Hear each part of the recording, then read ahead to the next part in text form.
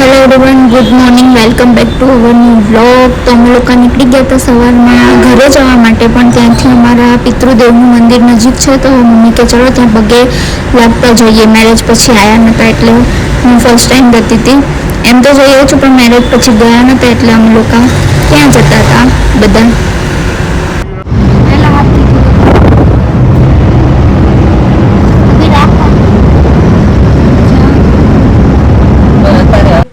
હાડીને સાફા ઉઢાડેલા હો.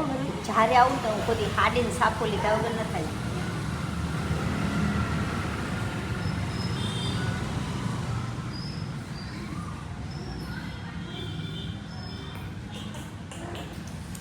દીકરો મારો દીકરો દર્શન કરી લેશે, મારા છોકરો દાદાના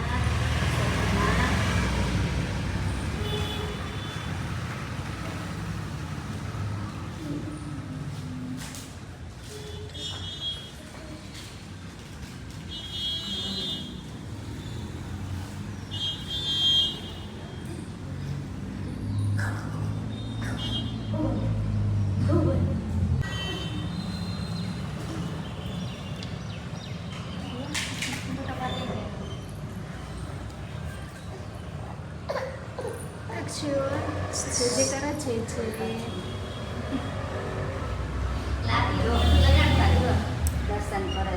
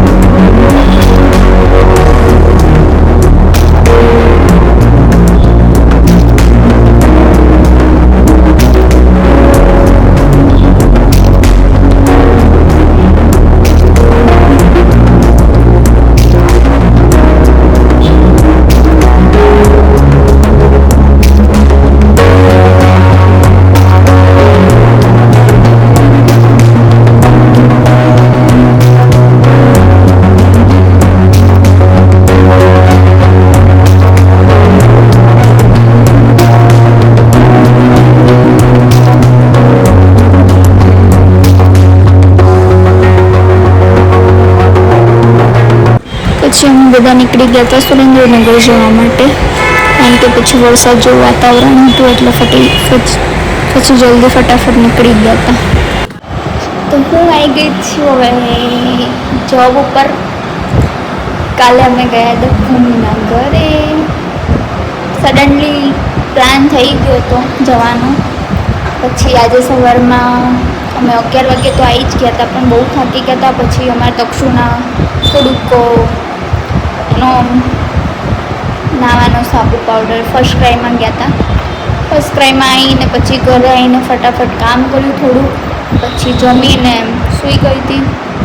થાકી ગયા હતા બેઠા બેઠા, તો બી થાક લાગી ગયો હતો અને તડકો બી લાગ્યો હતો થોડોક. અને પછી થોડો આરામ કરી અને 4 વાગે આવી ગઈ હું મારા ડ્યુટી પર.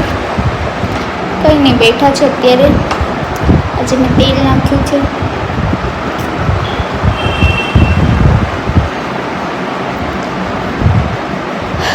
આજે તો સન્ડે છે, વાતાવરણ બી એકદમ વરસાદવાળું છે, પણ વરસાદ આવતો નથી.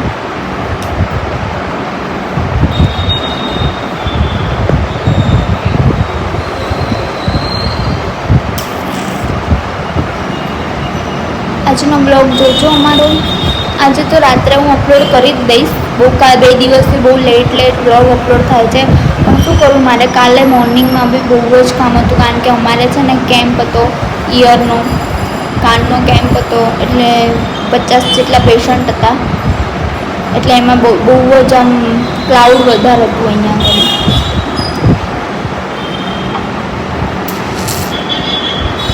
એટલે બ્લોગ ઇવનિંગમાં શરૂ કર્યો હતો. કંઈ વાંધો નહીં. આજે તો સન્ડે છે. સન્ડે તો ક્યાં જતો રહે ને, સેટરડે સન્ડે ક્યાં જતો રહે ને ખબર જ ના પડી. અમારા અમારા તક્ષુભાઈ બી હવે 2-3 દિવસમાં તો જતા રહેશે, એટલે હવે ગમશે નહીં. कुछ नहीं, जाना तो पड़ेगा, क्या करेंगे, मिस करेंगे उसको. कहीं नहीं, મળીએ ઘરે જઈને.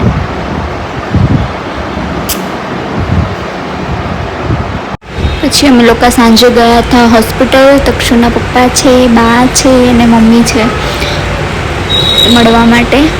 તો કેવો લાગ્યો અમારો બ્લોગ?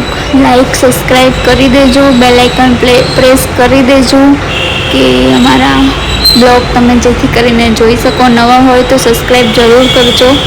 યુટ્યુબ ચેનલને અમારા શોર્ટ વિડીયો બી જોજો, બહુ જ સારા હોય છે. ગમે તો કમેન્ટ કરજો. Bye bye.